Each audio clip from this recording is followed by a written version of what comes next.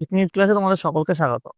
আজকের আমাদের আলোচ্য বিষয় 2025 সালের সপ্তম শ্রেণীর তৃতীয় পর্যায়ক্রমিক মূল্যায়নের ইতিহাসে রাইমার্টিনের প্রশ্নবিচিত্রার যে 4 নম্বর স্কুলটা রয়েছে কোনটাই মডেল ইনস্টিটিউশন, যেটা তোমাদের প্রশ্নবিচিত্রা 280 নম্বর পেজে পেয়ে যাবে, তার প্রশ্ন এবং তার উত্তর। তোমার তৃতীয় পর্যায়ক্রমিক মূল্যায়নে পূর্ণমান থাকবে 70, সময় পাবে তোমরা 2 ঘন্টা 30 মিনিট। তোমাদের এর আগে তৃতীয় পর্যায়ক্রমিক মূল্যায়নের ভূগোলের 4টে স্কুল এবং ইতিহাসের 3টে স্কুলের প্রশ্ন এবং তার উত্তর করানো হয়ে গেছে। তোমরা যারা যারা দেখোনি তার জন্য লিঙ্ক ডেসক্রিপশন বক্সে আছে, তোমার সেখানে দেখে নিতে পারো।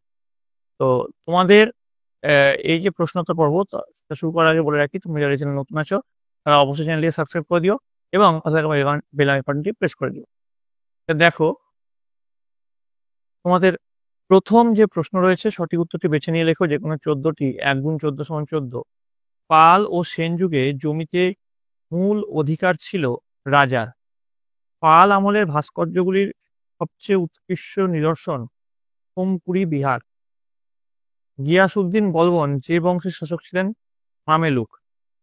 বিজয়নগরে তুলুক বংশের শাসন প্রতিষ্ঠা করেন বীরসিংহ। পাহমনি বংশের শ্রেষ্ঠ সুলতান ছিলেন তাজউদ্দিন ফিরোজ শাহ। চল্লিরানের যুদ্ধ হয় 1514 খ্রিস্টাব্দে। দাক্ষিণাত্যে খান জাহান লোদি, যার শাসনকালে বিদ্রোহ করেন শাহজাহান। অশিরগড় দুর্গটি যে রাজ্যে অবস্থিত তা হল খানদেশ। ভারতের চরকা যন্ত্রের প্রথম উল্লেখ পায় যে যন্ত্রে কুতুব উস সালাতিন। ফিরোজ মিনার তৈরি হয় 1485 খ্রিস্টাব্দে। শিল্পীরা ছবিতে প্রথম স্বাক্ষর করতে শুরু করেন যার শাসনকালে জাহাঙ্গীর। শিবাজি বাগনক নামের অস্ত্র দিয়ে হত্যা করেছিলেন আফজল খানকে। শিখদের সঙ্গে মুঘলদের সংঘাতের চরিত্র ছিল রাজনৈতিক। ভারতীয় শাসন ব্যবস্থায় সরকারের কার্যকালের মেয়াদ 5 বছর।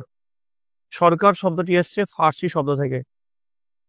পাল ও সেন যুগে বাংলায় কেনাবেচার প্রধান মাধ্যম ছিল কড়ি। এবার দেখো, নির্দেশ অনুযায়ী উত্তর দাও। 1 গুণ 14 সমান 14, এক কথা উত্তর দাও যে কোনো দুটি বলেছে। চক্রপাণি দত্ত কোন জেলার অধিবাসী ছিলেন? বীরভূম। আলিম কাদের বলা হয়? ইসলাম শাস্ত্রের পণ্ডিতদের। হিমু কে ছিলেন? আদিল শাহের সেনাপতি। কুমিল পোশাক কোন নাচে ব্যবহৃত হয়? ছৌ নাচে। এবার দেখো, শূন্যস্থান পূরণ আছে। বিজয়নগর রাজধানী হচ্ছে হাম্পি। 1568 খ্রিস্টাব্দে আকবর চিতোর জয় করেন। হস্তলিপি বিদ্যাকে ইংরেজিতে ক্যালিগ্রাফি বলে। পদ্মাবতী কাব্য রচনা করেন কবি সৈয়দ আলাউল। এবার কস্তম্ভের সঙ্গে খস্তম্ভ এত বলেছে, মিল করে যেটা হবে বুলন্দ দরওয়াজা আকবর। পিয়েরা দুরার শিল্প রীতি হচ্ছে জাহাঙ্গীর। খলজি বিপ্লব হচ্ছে জালালউদ্দিন ফিরোজ খলজি। অবকি হিন্দ হচ্ছে আমির খসরু। সত্য মিথ্যা নির্ণয় করতে বলেছে। 1 গুণ 4 সমান 4। শিবাজি 3বার বন্দরনগরী সুরাট আক্রমণ করে লুটপাট করেন। উত্তর হচ্ছে মিথ্যা। শিবাজি 2বার সুরাট আক্রমণ করে লুটপাট করেন। গভর্ন শব্দের অর্থ হলো সরকার। মিথ্যা। গভর্ন শব্দের অর্থ হলো শাসন করা বা পরিচালনা করা। বিক্রমশীল ছিল বজ্রযান বৌদ্ধ মত চর্চার একটি বড় কেন্দ্র। সত্য।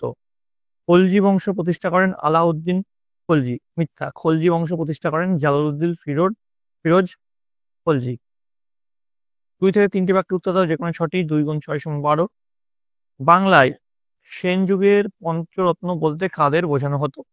উত্তর লিখবে, বাংলায় সেন যুগে পঞ্চরত্ন বলতে 5 জন বিখ্যাত সাহিত্যিককে বোঝানো হতো, যারা রাজা লক্ষণ সেনের সভাকবি ছিলেন।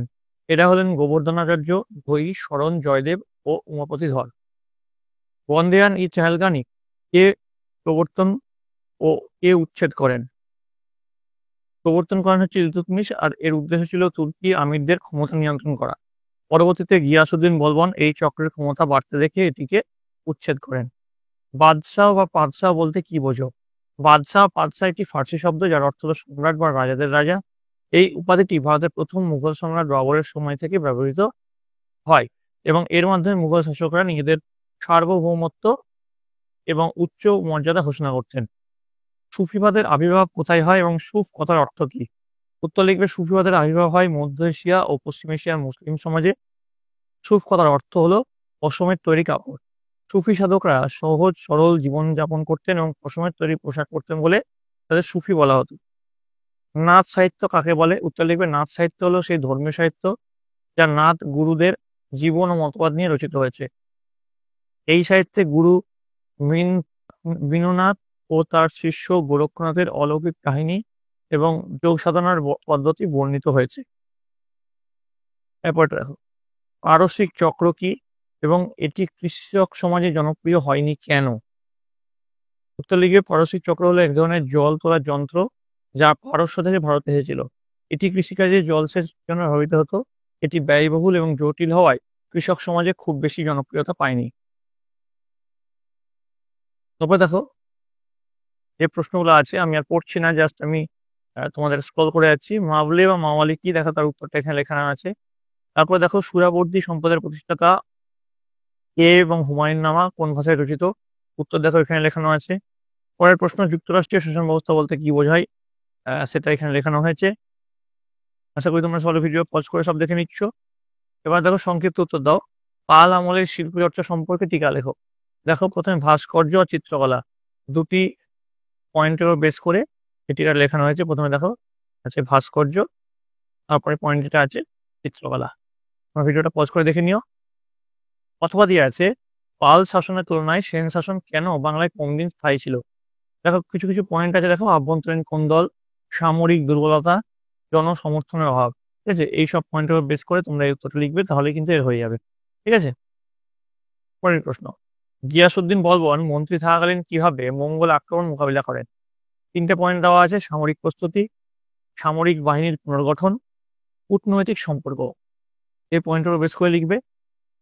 চলে আসবো 3 নম্বর প্রশ্ন, শেরশাহ যোগাযোগ ব্যবস্থায় কি ধরনের উন্নতি ঘটান? দেখো, পয়েন্টগুলো কি কি আছে, সড়ক নির্মাণ আছে, পায়খানা আছে, আর ডাক ব্যবস্থা। তিনটে পয়েন্টের উপর বেস করে যেমন করে লেখানো আছে এভাবে লিখবে। অথবা দেওয়া আছে, কিভাবে আকবর রাজপুতদের সঙ্গে সম্পর্ক গড়ে তুলেছিলেন? দেখো, তিনটে পয়েন্ট আছে, বৈবাহিক সম্পর্ক, উচ্চ পদে নিয়োগ, আর ধর্মীয় স্বাধীনতা। 4 নম্বর প্রশ্ন দেখো, মধ্যযুগে বিজ্ঞান ও প্রযুক্তি কিরূপ ছিল? উত্তর এভাবে শুরু করবে, মধ্যযুগে ভারতে বিজ্ঞান ও প্রযুক্তির ক্ষেত্রে কিছু অগ্রগতি হয়েছিল। কি কি পয়েন্ট দিবে? দেখো, জলসেচ আছে, স্থাপত্য আছে, যুদ্ধাস্ত্র আছে। ঠিক আছে, টিকা লিখতে বলেছে গুরু নানক, গুরু নানকের টিকা এখানে লেখানো হয়েছে। এবার টিকা লিখতে বলেছে ঔরঙ্গজেবের আমলে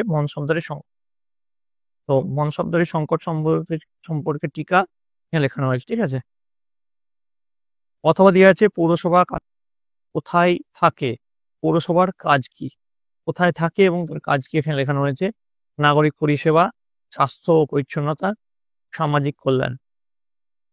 এবার 5 নম্বর প্রশ্ন, যে কোনো 3টি প্রশ্ন উত্তর দাও। 5 × 3 = 15। পাল ও সেন যুগে বাংলার অর্থনৈতিক ব্যবস্থা কেমন ছিল?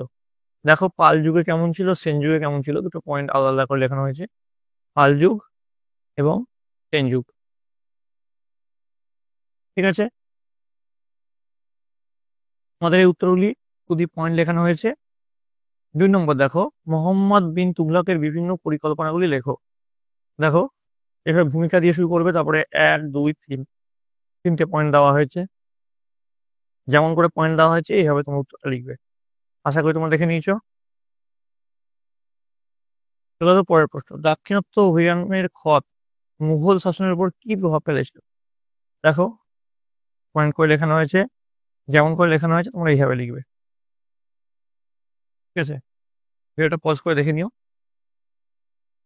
সুলতানি ও মুঘল যুগে সাধারণ মানুষের জীবনযাত্রা কেমন ছিল? তো সুলতানি যুগে কেমন ছিল আর মুঘল যুগে কেমন ছিল, দুটো পার্টে কিন্তু লেখানো হয়েছে। তারপর প্রশ্ন, আকবর থেকে ঔরঙ্গজেব পর্যন্ত মুঘল স্থাপত্য শিল্পের পরিচয় দাও। দেখো, প্রথমে আকবর, শাহজাহান, ঔরঙ্গজেব, এরকম 3টে পয়েন্টে লেখানো হয়েছে, এভাবে তোমরা লিখে দেবে। ঠিক আছে, বাংলায় বৈষ্ণব আন্দোলনের ফলাফল আলোচনা করো। দেখো, বৈষ্ণব আন্দোলনের ফলাফল এখানে লেখানো হয়েছে 3টে পয়েন্টে, এভাবে তোমরা লিখবে। তো এই ছিল তোমাদের সপ্তম শ্রেণীর 3য় পর্যায়ক্রমিক মূল্যায়নের ইতিহাসের প্রশ্ন এবং তার উত্তর। তোমাদের যদি এই ভিডিওটা ভালো লেগে থাকে অবশ্যই একটু লাইক করবে, বন্ধুদের কাছে অনেক অনেক শেয়ার করবে। আর এর পরবর্তীতে তোমরা কোন সাবজেক্টের প্রশ্ন উত্তর চাও সেটা কমেন্ট লিখে অবশ্যই জানাবে। আমি তোমাদের জন্য সেই সব সাবজেক্টের প্রশ্ন এবং তার উত্তর খুব তাড়াতাড়ি নিয়ে আসবো। আর এই প্রশ্নই যে তোমাদের হু পরীক্ষা আসবে এখন মানে নেই, এরকম টাইপের প্রশ্ন আসবে। তোমরা আগে তোমাদের বইটা খুঁটিয়ে পড়বে, তারপরে এই প্রশ্নগুলোর উত্তর করতে হবে, তবেই কিন্তু তোমাদের পরীক্ষা সাফল্য নিশ্চিত। তোমরা সকলে মন দিয়ে পড়াশোনা করো, তোমরা সকলে ভালো থাকো, তোমরা সকলে সুস্থ থাকো।